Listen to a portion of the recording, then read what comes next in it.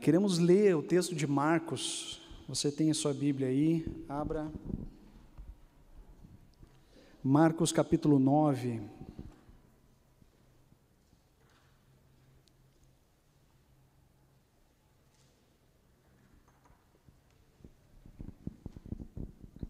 Marcos capítulo 9, versos 14 até 27. Marcos 9, 14 a 27. Aqui o evangelista narra um encontro, mais um dos encontros de Jesus com uma pessoa que é transformada, totalmente transformada. A palavra do Senhor diz assim: quando chegaram onde estavam os outros discípulos, viram uma grande multidão ao redor deles, e os mestres da lei discutiam com eles. Logo que todo o povo viu Jesus, ficou muito surpreso e correu para saudá-lo. Perguntou Jesus: o que vocês estão discutindo? Um homem no meio da multidão respondeu: Mestre, eu te trouxe o meu filho, que está com o espírito que o impede de falar. Onde quer que o apanhe, joga-o no chão. Ele espuma pela boca, range os dentes e fica rígido. Pedi aos teus discípulos que expulsassem o espírito, mas eles não conseguiram. Respondeu Jesus: ó geração incrédula, até quando estarei com vocês? Até quando terei que suportá-los? Tragam-me o menino. Então eles o trouxeram. Quando o espírito viu Jesus, imediatamente causou uma convulsão no menino. Este caiu no chão e começou a rolar, espumando pela boca. Jesus perguntou ao pai do menino: há quanto tempo ele está assim? Desde a infância, respondeu ele. Muitas vezes esse espírito tem lançado no fogo e na água para matá-lo. Mas se podes fazer alguma coisa, tem compaixão de nós e ajuda-nos. Se podes, disse Jesus, tudo é possível àquele que crê. Imediatamente o pai do menino exclamou: creio, ajuda-me a vencer a minha incredulidade. Quando Jesus viu que uma multidão estava se ajuntando, repreendeu o espírito imundo, dizendo: espírito mudo e surdo, eu ordeno que o deixe e nunca mais entre nele. O espírito gritou, agitou violentamente e saiu. O menino ficou como morto, ao ponto de muitos dizerem: ele morreu. Mas Jesus tomou-o pela mão e o levantou, e ele ficou em pé. Depois de Jesus ter entrado em casa, até o versículo 27, até aqui. Vamos orar como nós estamos? Senhor Jesus, muito obrigado pela Tua palavra. Ajuda-nos a compreender e ajuda-nos a praticar o que o Senhor está nos encorajando através do texto sagrado. Assim nós te pedimos, em nome de Jesus. Amém. Eu estou voltando de férias, voltei semana passada, tive um tempo muito bom de descanso, recuperar as energias, tive um tempo precioso com familiares. Para mim, férias é sinônimo de ver gente querida, né? Gente que a gente não vê por causa da distância, e eu pude ver muitas pessoas queridas e renovei minhas forças. E uma das coisas que Deus foi falando comigo, porque pastor tira férias, não deixa de fazer devocional, né? Não deixa de estar buscando a Deus. E uma das coisas que Deus foi falando comigo ao longo das férias é a respeito de fé. Quão importante é nós sempre de novo confiarmos em Deus. Eu acredito que fé é sempre um exercício. A gente não pode em nenhum momento vacilar. Fé é um exercício. A gente precisa estar sempre aprendendo a confiar à medida que nós caminhamos ao longo da vida. A vida tem muitos desafios e ao longo da vida nós temos em diferentes desafios aprender a colocar os nossos olhos em Jesus. É um grande desafio, porque o grande desejo do ser humano é ter todas as variáveis da vida sob controle. E toda vez que isso não acontece, o desespero adentra nas nossas vidas. E a gente então deve exercitar novamente, confiar em Deus. Na verdade, quando nós lemos o propósito descrito pelo evangelista João do seu evangelho, a gente percebe que é, portanto, também um propósito comum em todas as Escrituras. Quando ele diz assim: Jesus realizou na presença dos seus discípulos muitos outros sinais miraculosos que não estão registrados nesse livro. Mas agora, por que foi registrado o que foi registrado? E ele diz: mas estes foram escritos para que vocês creiam que Jesus é o Cristo, o Filho de Deus, e crendo tenham vida em seu nome. Todas as Escrituras são testemunhos que nos ajudam a depositar a nossa confiança em Deus. Você vai lendo as Escrituras e os diferentes personagens vão nos mostrando, nos indicando um caminho para aprender a confiar. Mas não só confiar em Deus, à medida que nós confiamos em Deus, ter vida no seu nome, encontrar satisfação na presença de Deus e não em outro lugar. À medida que nós confiamos em Deus, encontramos satisfação na sua presença. Esse é o desafio das Escrituras. Quando nós lemos, por exemplo, os Evangelhos, a gente vai percebendo essa jornada na vida dos próprios discípulos. E vocês devem lembrar que os discípulos não têm a narrativa toda completa, eles estão vivendo enquanto caminham com Jesus. Muito embora a gente tenha os escritos já completos e a gente tenha um testemunho bíblico que é capaz de suscitar a fé nos nossos corações, muitas vezes nós vacilamos.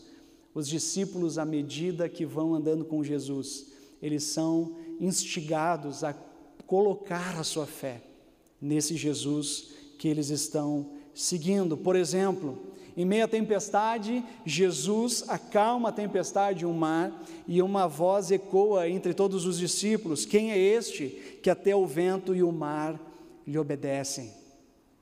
É uma atitude de Jesus, uma demonstração da sua grandeza e do seu poder, que suscita esse questionamento e que suscita a fé nos seus corações. Mas outros momentos não foi dito dessa forma, mas possivelmente eles pensaram no seu coração: quem é este capaz de perdoar pecados? Quem é esse capaz de dar vista aos cegos ou dar nova vida à prostituta? Quem é esse capaz de acolher as crianças, valorizar as mulheres, cuidar do estrangeiro, do órfão e do pobre? Quem é esse? À medida que eles vão caminhando com Jesus, eles vão sendo encorajados, eles vão sendo inspirados a colocar a sua confiança, não na sua própria sabedoria, não até onde eles compreenderam da fé, não em qualquer outra coisa, senão na pessoa de Jesus. E vocês sabem que até o final da narrativa dos evangelhos eles estão titubeando, então o Espírito Santo sopra sobre eles, e o Espírito Santo é aquele que nos guia a toda a verdade, revela a nós tudo aquilo que Jesus nos tem ensinado, e parece que as peças como de um quebra-cabeça foram se encaixando à medida que o Espírito Santo foi caminhando com eles. Eu creio que Jesus, no texto que nós lemos, ele faz um diagnóstico assertivo a respeito da nossa humanidade.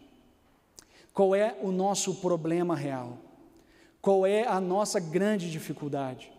E o diagnóstico de Jesus, diante dessa empreitada dos discípulos de trazer libertação a esse filho endemoniado, e não conseguem, dentre tantas outras coisas que eles testemunharam, os discípulos tentando fazer, aprendendo com Jesus, é esse diagnóstico: ó geração incrédula, até quando estarei com vocês? Até quando terei que suportá-los? Ó geração incrédula, ó geração que não consegue confiar, ó geração que tenta aprisionar os detalhes da vida, impedindo de cair no colo do Pai e experimentar uma paz que excede todo entendimento, capaz de nos guiar em meio às adversidades, sabendo que Ele é Deus e Ele continua sendo Deus, soberano sobre as nossas vidas. Ó geração com dificuldade de confiar. O maior problema do ser humano é a dificuldade de confiar. Quando nós percebemos uma pessoa gananciosa, Quem sabe o pecado seja a ganância, o ato do pecado seja a ganância. Mas na verdade é a dificuldade do ser humano de confiar no Deus da provisão. Quando você pega alguém em adultério, a Bíblia fala muito sobre isso. Na verdade, o problema em si não é o ato do adultério, o problema é o egoísmo com a dificuldade de confiar em Deus e na aliança que foi estabelecida, Deus entre essas duas pessoas. E quando nós olhamos as Escrituras, nós percebemos que tem um dos principais problemas do ser humano, que é o egoísmo. O egoísmo e o orgulho, na verdade, é a incapacidade do ser humano de depositar a sua confiança em Deus. Então a pergunta que o Evangelho suscita a nós é que nós não devemos olhar apenas o que fazemos, nós devemos olhar por que fazemos o que fazemos. O que fazemos é o ato do pecado. Por que fazemos é a razão de nós decidirmos deliberadamente ir por um caminho mau. E nós decidimos ir por um caminho mau porque o nosso coração deixou de confiar tão somente em Deus. Precisa de outras coisas que não Deus. Precisa de outras bengalas que não Deus. Precisa de outras forças que não Deus. E a nossa alma se torna inquieta, sem encontrar satisfação em lugar algum. Eu poderia definir isso, o ser humano, como alguém constantemente insatisfeito e, portanto, constantemente em busca de satisfação. Essa é o que descreve a alma humana, um coração insatisfeito. Insatisfeito com o trabalho, insatisfeito com a família, insatisfeito com o seu desempenho, insatisfeito com o futuro, insatisfeito com o presente, insatisfação. E nessa noite, a minha palavra de encorajamento é que fé é encontrar em Deus o único lugar seguro, onde é possível encontrar satisfação em sua presença. Fé é encontrar em Deus o único lugar seguro, o único lugar de paz, o único lugar de refrigério, aonde podemos encontrar satisfação no Senhor. O salmista traz muitas imagens para que a gente possa compreender isso. Uma das imagens que o salmista traz para nós é que a pessoa feliz, a pessoa realmente feliz é aquela semelhante a uma árvore plantada a águas correntes. Ela dá fruto no tempo certo, e a sua folha jamais murcha. Essa palavra do salmista, essa imagem do salmista, tira o enfoque da árvore. A figura principal não é a árvore, o principal é aonde a árvore está plantada, o principal da história humana não é a nossa própria vida, mas é onde nós estamos alicerçados. Por isso que fé pode ser descrita como o local aonde nossa alma encontra refrigério, e esse local é a presença de Deus, e a presença de Deus está por onde nós vamos. A presença de Deus está. A presença de Deus pode ser encontrada em todos os lugares, porque Deus é acessível por meio de Jesus. As portas foram abertas e cada um de nós, por meio da fé, adentramos com confiança a esse trono da graça e nele podemos encontrar refúgio. Mas também o salmista fala de algo precioso demais. Ele diz que essa árvore dá fruto no tempo certo. Eu sei, pela tecnologia a gente tento falar para minha filha que melancia não dá no inverno, né? Mas é difícil, né? Porque dá um jeito de criar melancia no inverno, porque existem frutos de acordo com a estação. O fruto dá no tempo certo, não no tempo que nós queremos. E é assim na vida humana, por mais que a gente tente acelerar os processos na nossa vida, existe um tempo adequado para tudo acontecer, e esse tempo é o tempo de Deus. Aqueles que tentam interpelar o tempo de Deus, sempre de novo, caem, se machucam, se ferem, porque existe um tempo para cada coisa. Então, além de estar no lugar certo, estar na presença de Deus, é também encontrar o ritmo do compasso da vontade de Deus nas nossas vidas. Existe um ritmo da vida, e esse ritmo é a vontade de Deus. Toda vez que a gente pula esse ritmo, a gente se descompassa com a vontade de Deus, e isso gera sofrimento de todo tipo na nossa vida. Existe um tempo para todas as coisas acontecerem na nossa vida. Portanto, a mensagem de hoje tem 2 pontos. Eu vou citar o primeiro ponto, mas eu vou pregar mais sobre isso em outras pregações, e eu vou passar mais tempo, investir mais tempo no segundo ponto nessa noite. O primeiro ponto, portanto, para uma fé corajosa, uma fé revigorada, busque a presença de Deus. Isso nós vamos falar em outros cultos. Essa presença de Deus, eu tentei defini-la, ou de uma forma pedagógica, construir com os irmãos. Essa presença de Deus é buscada na adoração, essa presença de Deus é buscada no discipulado, ou seja, busca pela palavra junto com outras pessoas, e essa presença de Deus é encontrada também no serviço, à medida que nós nos colocamos em missão. Em próximos cultos a gente vai falar sobre isso, porque uma das temáticas do ano que nós queremos trabalhar como igreja é a unidade. E a unidade, ela se dá, dentre tantas outras coisas, quando nós nos encontramos naquilo que cremos de uma maneira igual.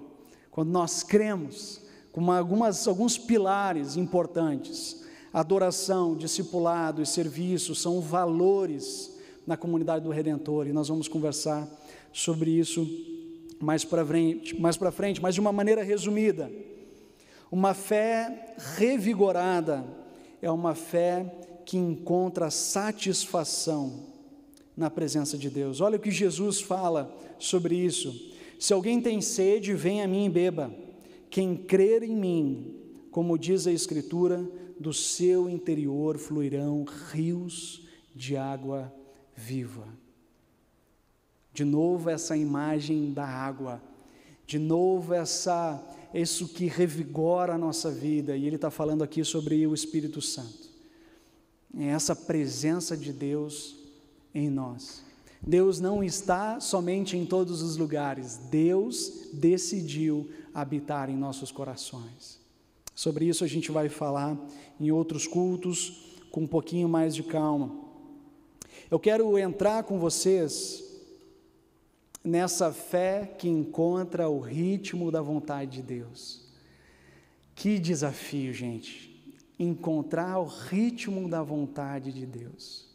Quem sabe a expressão mais comum dos nossos dias seja cansaço, porque a gente não encontra o ritmo da vontade de Deus, mas também a ansiedade.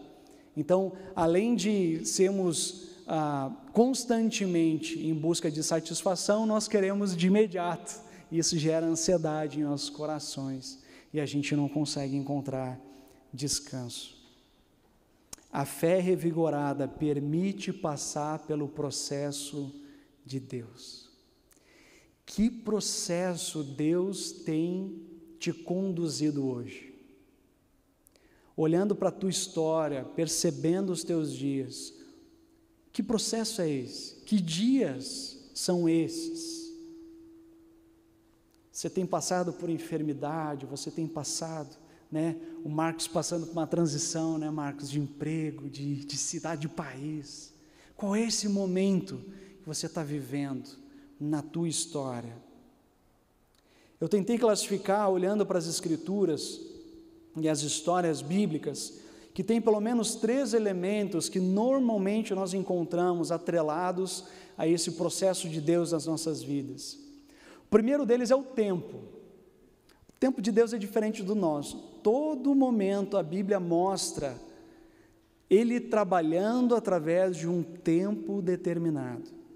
Noé, ele teve que esperar 40 dias numa embarcação, sem ver a terra firme.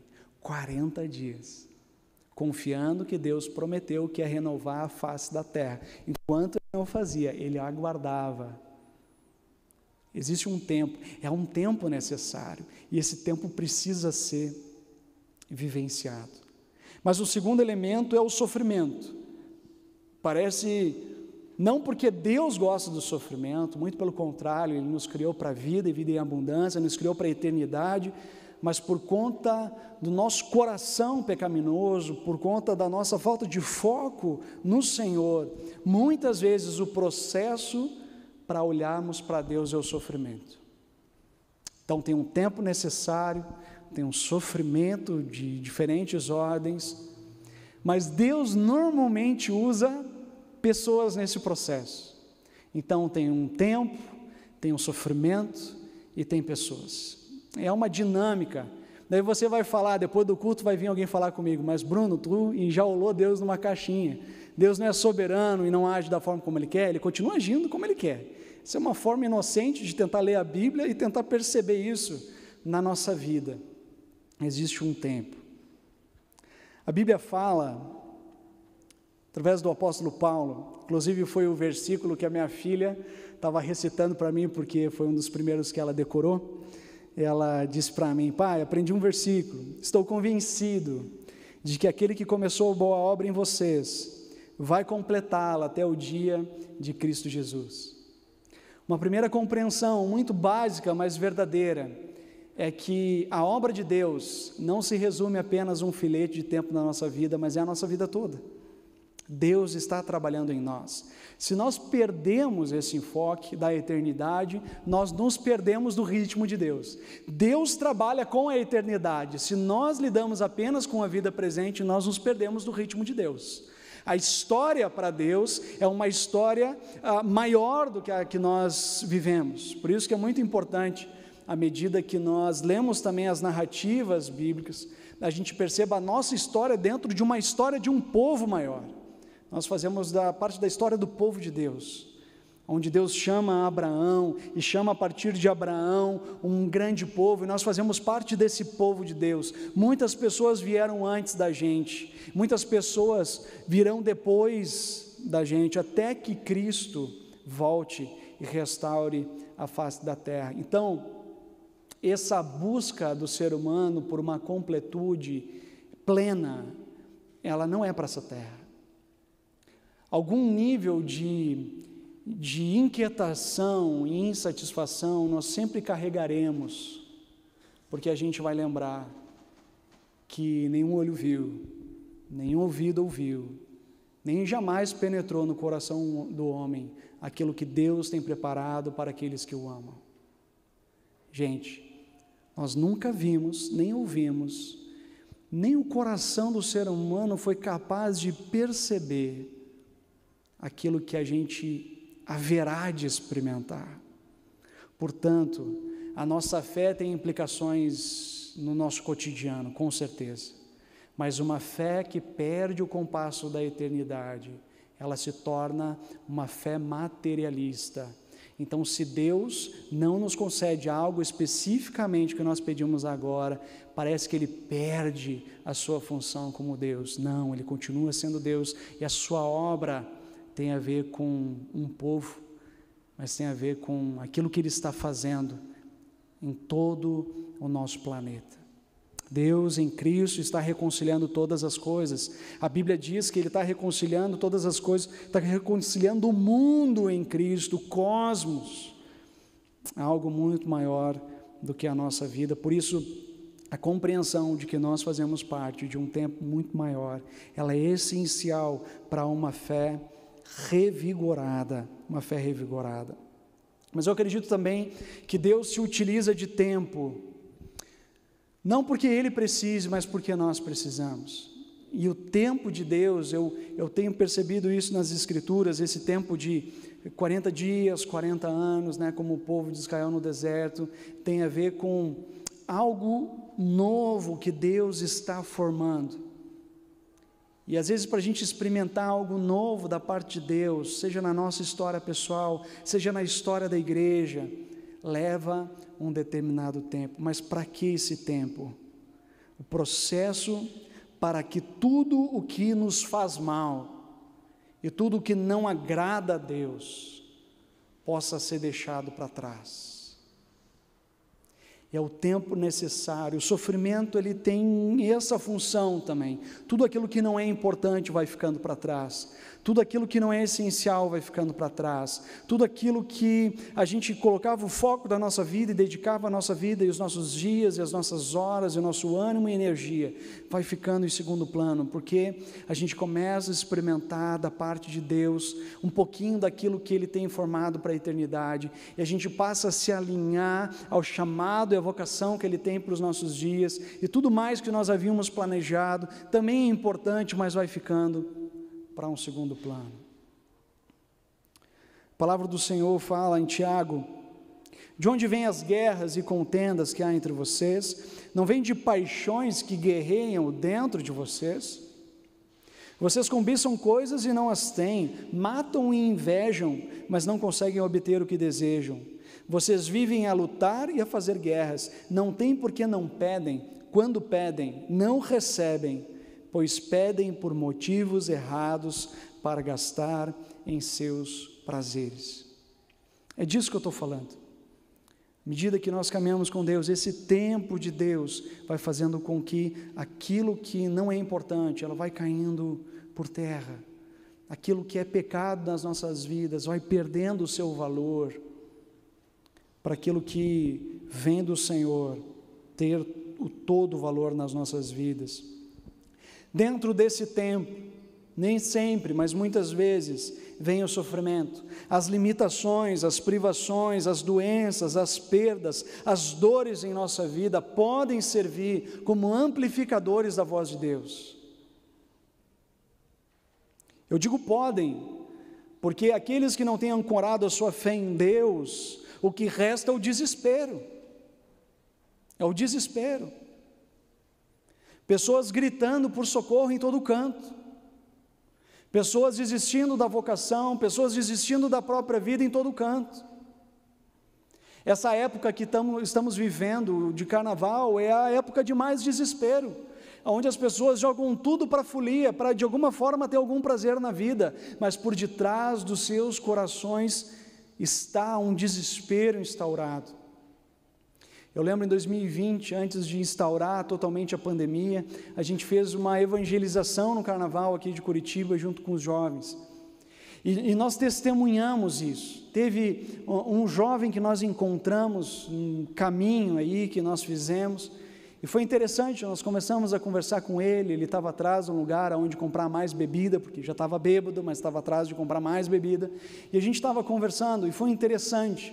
Deus o encontrou num lugar totalmente inimaginável, porque Ele falou para nós: eu não acredito que vocês estão falando do amor de Jesus para mim, porque eu briguei com a minha namorada, e a minha namorada foi para um retiro espiritual, e eu vim para o carnaval, e Deus me encontra aqui no meio do carnaval. Eu preciso voltar para Ele, e eu preciso encontrar satisfação totalmente no seu amor. É disso que eu estou falando. Quando nós abrimos os nossos olhos para as pessoas ao nosso redor, a gente vai percebendo uma certa casca que protege uma boa família, uma boa estrutura financeira, um bom reconhecimento profissional. Mas quando a gente passa por essa casca, quando nós somos convidados a uma outra camada da sua vida e da sua existência, nós continuamos vendo uma pessoa à procura de satisfação verdadeira. Nós ainda encontramos uma pessoa à procura da sua própria identidade, para além do que faz e do que é reconhecido pelo que faz. Desespero, desespero. O sofrimento, ele pode amplificar a voz de Deus. Por quê? Porque é nesse lugar de vulnerabilidade, é nesse lugar. Nós cantamos aqui também canções que iam nessa direção de parar de lutar com Deus, não resistir mais a Deus e deixar que todas as nossas armas e armaduras que a gente vai acumulando através da vida adulta, elas sejam deixadas para trás, para Deus acessar aquilo que é dele por direito, os nossos corações. E quando Ele acessa, nós ainda com medo do que Ele vai fazer com esse acesso restrito. Ele vai e nos ama, Ele vai e nos perdoa, Ele vai e atinge-nos com a sua misericórdia, e isso nos basta. A sua graça é suficiente e as nossas vidas são transformadas. Quem sabe na nossa vida precisa renovar isso, precisa renovar esse encontro com Deus, aonde Ele basta e Ele é suficiente. E uma das coisas mais incríveis que Deus faz, de novo, não porque Ele gosta, Ele não gosta do sofrimento, Ele tomou o nosso lugar na cruz, para que Ele morresse uma só vez, para que por meio da sua morte e ressurreição nós pudéssemos ter vida. Deus não gosta do sofrimento, Deus não deseja o sofrimento, Ele sofreu no nosso lugar para experimentarmos vida. Mas, uma das coisas mais incríveis que Deus faz, é o que está descrito lá em 2 Coríntios, capítulo 1, verso 4. Com a consolação que recebemos de Deus, possamos consolar os que estão passando por tribulações. Deus, além de usar o sofrimento para falar conosco, para mudar o rumo da nossa vida e nos colocar de novo no ritmo da sua vontade, Deus utiliza feridas curadas para curar outros. Eu fico impressionado com isso. Como tem pessoas, às vezes, uma das dores mais terríveis que alguém pode experimentar é a perda de um filho. E algumas pessoas também aqui na igreja testemunham isso para nós, quando eu perdi o meu filho.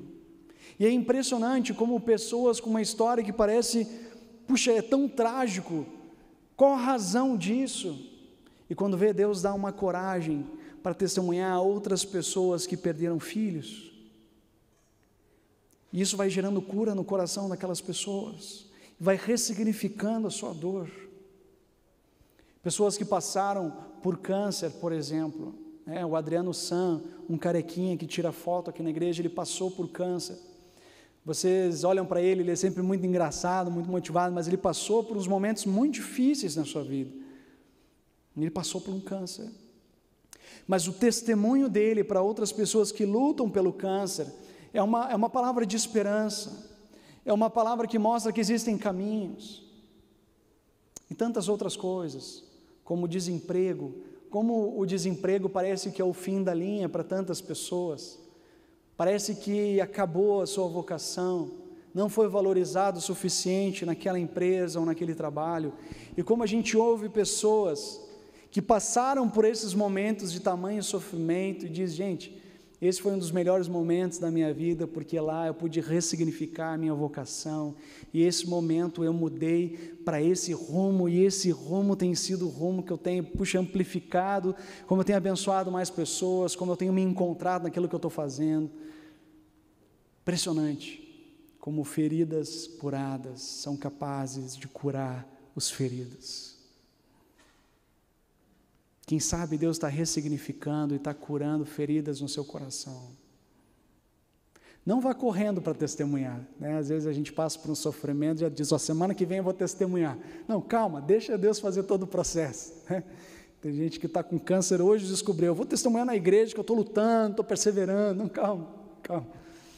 calma, deixa Deus fazer o processo, mas não deixa de encorajar outras pessoas com a tua história. Às vezes a gente se pergunta por que a gente teve que passar por tais coisas. Eu passei por algumas coisas na minha vida que às vezes eu me perguntava, por que eu passei por algumas coisas?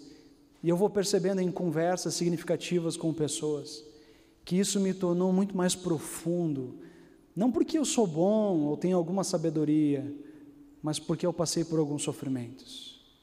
Eu sei o que é sofrer. Eu sei o que é passar por dificuldades e por isso eu posso compartilhar algo com alguém. Eu lembro de um rapaz aqui na igreja, ele veio buscar um aconselhamento e ele veio e disse, pastor, eu quero que você escute. Tudo bem, sentei e ele começou a falar da história do irmão, da mãe, da história como estava, todos os conflitos e tal. E olha, isso demorou pelo menos uma meia hora, 40 minutos. Eu ouvindo. Ele terminou, eu não sabia se ele estava me zoando ou ele estava falando a verdade. Ele falou, pastor, eu vim aqui para que você me desse uma resposta. Eu disse, uau. E eu disse, então tá, deixa eu contar agora a minha história. E eu comecei a contar a minha história para ele, algo muito semelhante, da minha história familiar. E depois que eu contei a minha história para ele, eu disse: vamos orar agora juntos, para Deus nos curar, para Deus transformar e fazer disso algo que Ele possa usar para o seu reino.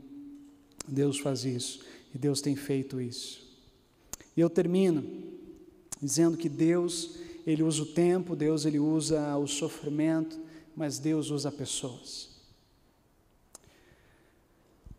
Um dos nossos instintos mais equivocados como ser humano é que quando nós estamos no processo do tempo de Deus e pelo sofrimento, o que nós fazemos corriqueiramente é nos isolarmos. Essa é a pior decisão que a gente pode fazer.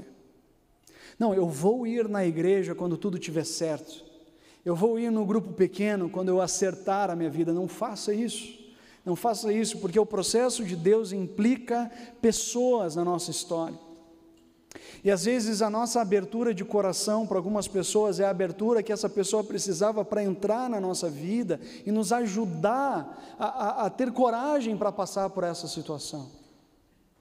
Então Deus usa pessoas na nossa história para entrarmos no ritmo de Deus. Você lembra o texto que nós lemos lá no início? No texto que nós lemos lá no início, o pai que clama pela cura do filho, tinha um tempo, o filho estava sendo atormentado por um demônio desde a infância. O pai tinha um sofrimento, essa não cura do filho que ele vinha sofrendo, mas ele também tinha ali pessoas, ele tinha família, ele tinha uma multidão, ele tinha Jesus, e ele fala para Jesus: se podes fazer alguma coisa, tem compaixão de nós e ajuda-nos. E Jesus responde, eu queria estar nessa conversa: se podes, tudo é possível àquele que crê. Tudo é possível àquele que decidiu depositar a sua confiança em Deus. Aquele que desistiu de lutar pelas suas próprias forças, mas aquele que depositou a sua confiança naquele que é capaz de efetuar todas as coisas, aquele que é soberano, todo-poderoso, que faz no seu determinado tempo, para a glória dele e para a transformação de uma realidade. Então o Pai exclama: para mim, deve ser a nossa oração mais sincera, na verdade a única possível para nós. Creio, ajuda-me a vencer a minha incredulidade. Para mim, nós declaramos creio, porque nós temos o testemunho das Escrituras, que diz que tudo é possível. Nós temos a nossa história, onde Deus demonstrou a sua fidelidade. Mas então tem o presente, e tem a sombra do porvir. Então a gente clama: ajuda-me a vencer a minha incredulidade, porque eu não sei se eu vou passar por mais essa, eu não sei se eu vou conseguir por mais essa enfermidade, eu não sei se eu vou conseguir mudar de novo de emprego, de cidade, eu não sei se eu vou conseguir de novo. Me ajuda na minha falta de fé, me ajuda a depositar minha confiança no Senhor. Preciso de Ti, Deus. No final das contas, a gente está dizendo para Deus: Deus, eu quero, por alguns instantes, ser carregado pelo Senhor. Eu não consigo sozinho. Deus utiliza do tempo, Deus se utiliza do sofrimento, e Deus coloca pessoas para a gente passar por isso. Uma fé corajosa caminha entre a dependência e a dúvida, sustentados pelo Espírito Santo e encorajados pelos irmãos. Nós queremos fazer uma dinâmica nessa noite um pouco diferente. A gente tem feito às vezes apelo, pessoas vêm até aqui à frente, nós oramos, mas a gente queria desafiar os irmãos nessa noite. Se você deseja, nada aqui é obrigatório, se você veio ao culto e deseja ficar sentadinho no seu canto e sair da mesma forma como você veio, faça isso. Ninguém vai incomodar você. Mas se você sente no coração de ter um tempinho de oração com outras pessoas, nós queremos fazer isso. Por que queremos fazer isso? Porque nós queremos encorajar uns aos outros. Então, 2, 3 pessoas, o Marcel, a gente vai começar cantando, o Marcel ele vai indicar esse momento para nós. 2, 3 pessoas. A pauta da nossa oração é encorajar uns aos outros naquilo que a gente está passando. 2, 3 pessoas. Se você diz, mas eu nunca orei assim, fique em silêncio, faça a sua oração silenciosa. Se você não quer orar com ninguém, fica sentadinho, adorando a Deus. Se algum irmão te puxar para orar, você não quiser, diz, não, vou ficar quietinho aqui com Deus, estou orando. Fique à vontade. Se você se sente à vontade de reunir 2, 3, 4 pessoas, para estar orando um pelo outro, sendo fortalecido na fé, faça isso, na liberdade que temos, e depois nós queremos orar juntos. Marcel vai indicar um momento para nós fazermos grupos pequenos para orar.